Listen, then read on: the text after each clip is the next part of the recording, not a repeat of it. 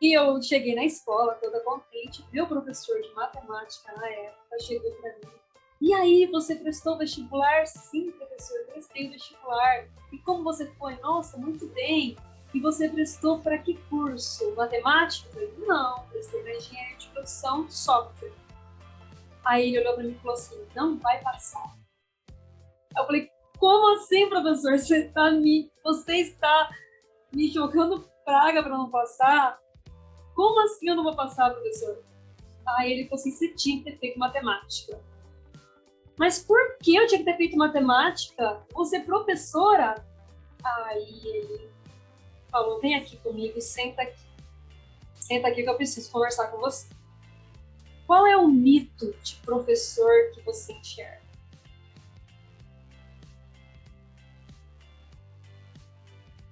Meu nome é Cristina, eu moro em Maringá, no interior do Paraná. Sou professora de matemática, mestre em matemática.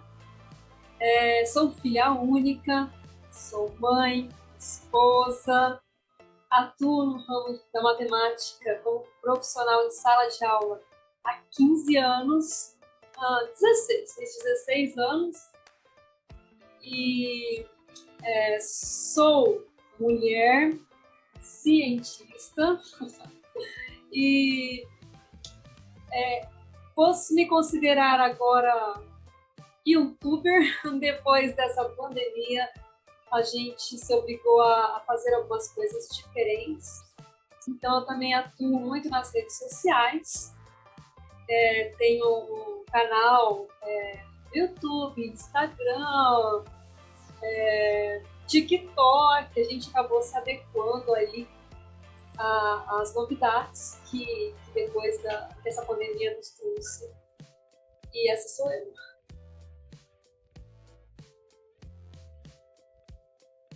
A minha trajetória na matemática começou muito cedo.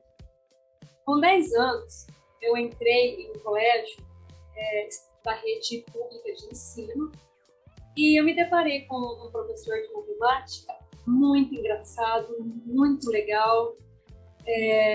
Ele fazia matemática ficar divertida. Eu me espelhei nesse professor, eu adorava as aulas de matemática. E com o decorrer do tempo, eu acabei verificando que eu tinha facilidade na área das exatas, não muito na área das humanas. Na área das humanas eu tinha bastante dificuldade, mas na área das exatas eu gostava muito, eu me identificava. E aí, no decorrer da vida acadêmica, né, eu nunca pensei em ser professora, mas sempre pensei em fazer alguma coisa na área de exatas. Uma prima minha falou, olha, uma coisa que está sendo muito visada, né, e que aí, no decorrer do tempo, no futuro, vai ser algo muito promissor, é a área de computação. Ai, faz ciência da computação, faz informática. E eu pensei nisso, fui pensando nisso, né?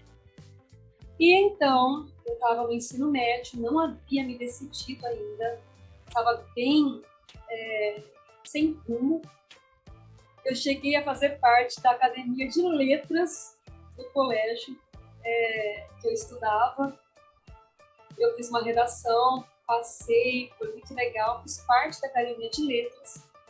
E quando foi no meio do ano, do terceiro ano do ensino médio, na minha época ainda se falava segundo grau, né? Quando foi no meio do ano, eu prestei um vestibular, né, para a Universidade Estadual de Maringá, aqui na região onde eu moro.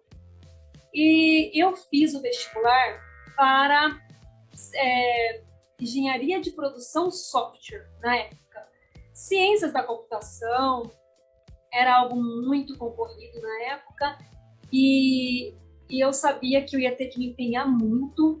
Eu vinha do colégio público, e eu achava que eu não tinha condições, mesmo estudando bastante, mas eu tentei fazer engenharia de produção software, que era alguma coisa relacionada na área.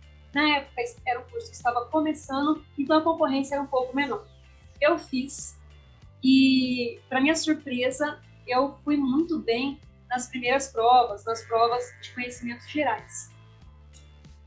E aí eu cheguei na escola toda contente, meu professor de matemática na época chegou para mim. E aí, você prestou vestibular? Sim, professor, eu prestei vestibular. E como você foi? Nossa, muito bem. E você prestou para que curso? Matemática? Eu falei, não, prestei para engenharia de produção de software. Aí ele olhou para mim e falou assim, não vai passar. Eu falei, como assim, professor? Você está me jogando praga para não passar? Como assim eu não vou passar, professor? Aí ele falou assim, você tinha que ter feito matemática. Mas por que eu tinha que ter feito matemática? Você é professora? Aí ele falou, vem aqui comigo, senta aqui. Senta aqui que eu preciso conversar com você. Qual é o mito de professor que você enxerga? Aí eu, olha, é o que a gente ouve falar, que o professor não ganha bem, que o professor trabalha muito, a remuneração é pouca, o desgaste é grande. E ele falou assim, olha, eu não acho ruim o que eu ganho. Poderia ser mais valorizado? Sim, poderia ser mais valorizado, porque a gente faz um trabalho gigantesco. O médico, o advogado, vários profissionais, às vezes, atendem uma pessoa de cada vez e a pessoa busca por aquele atendimento. A pessoa vai atrás, ela quer ser atendida. O professor, às vezes, está numa sala de aula com muito mais do que uma pessoa, com 30, 40, 50 alunos, e a grande maioria ali, às vezes, não quer ser atendido. Ele não vai em busca daquele conhecimento. Ele vai obrigado. Às vezes porque os pais obrigam a ir, às vezes porque precisa daquele diploma, precisa daquele certificado para poder conseguir um emprego. Sem aquele papel, você não consegue um emprego, então estou indo ali obrigado. Mas a gente atende um público que às vezes não quer ser atendido. É um pouco diferente, é um pouco desafiador. Pouco não, eu diria bastante desafiador. Então, ele sentou comigo, falou tudo isso e explicou para mim, olha, o que eu ganho hoje, eu acho que um engenheiro em início de carreira não ganharia. Eu, se tivesse ido para uma área de engenharia, talvez eu não seria feliz como eu sou feliz na sala de aula, mudando a vida das pessoas. Hoje eu estou aqui conversando com você, pode ser que daqui a alguns anos eu esteja na sala dos professores dividindo uma turma com você. Isso para mim seria gratificante. Aquilo me tocou de um jeito que eu falei, meu Deus, e eu amo o ambiente escolar. Eu estava no terceiro ano num sofrimento muito grande, porque eu iria sair daquele lugar, né? Eu iria para a faculdade, o ambiente da faculdade é um pouco diferente, mas ok, é uma sala de aula, teria professores, e depois da faculdade, o que eu iria fazer? Escritório, fechado, atender uma pessoa de cada vez? Não era aquilo que eu queria. Eu queria estar no meio de muitas pessoas e passando conhecimento. Esse mesmo professor, no decorrer do ano, ele tentava explicar alguma coisa, às vezes a sala estava bagunçada, e ele falava assim, quer vir explicar? Porque às vezes ele via eu explicando para um colega do lado, e o colega do lado, nossa, é assim que faz? E ele começou a dar o giz na minha mão e falava, vai lá, explica. E eu ia, e eu gostava daquilo. E eu comecei a me identificar.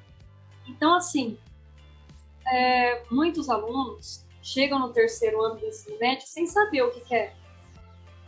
E eu só me decidi no meio, para o final do ano, do terceiro ano, para o ensino médio.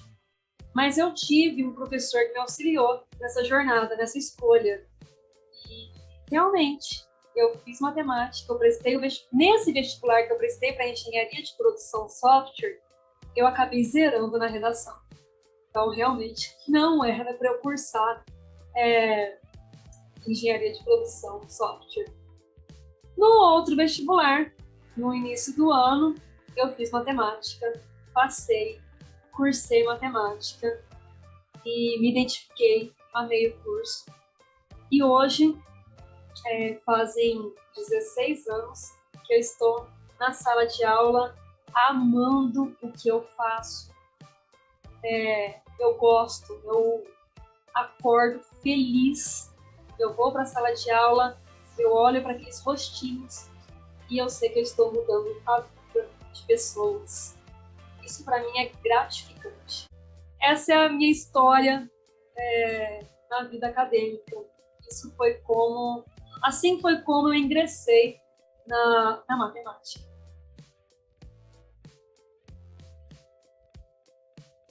Mulheres, por uma cultura, não temos talvez a vontade ou o privilégio ou uma orientação, um incentivo de estar cursando alguma área científica. Eu mesmo, na minha família, não tive esse incentivo. Eu tive esse incentivo na escola, né? Como eu disse, o professor me incentivou. E a gente tem aquela ideia de que cientista é aquela pessoa de jaleco branco que fica dentro do laboratório. Eu acho que cientista é toda pessoa que usa o seu conhecimento para transformar a vida do outro.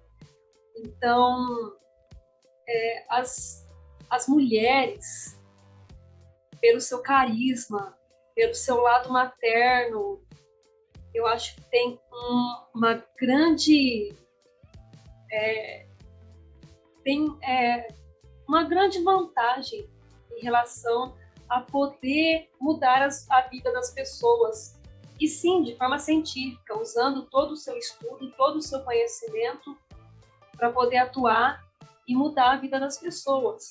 Então, seja na área da saúde, seja na área da educação, seja na área da segurança, enfim, são várias áreas que as mulheres podem e devem atuar para poder estar mudando a vida das pessoas, estar mudando a realidade feminina. Então, eu acho que as mulheres, sim, devem buscar mais a área do conhecimento e aplicar essa área do conhecimento, porque mudar a vida de alguém é muito gratificante.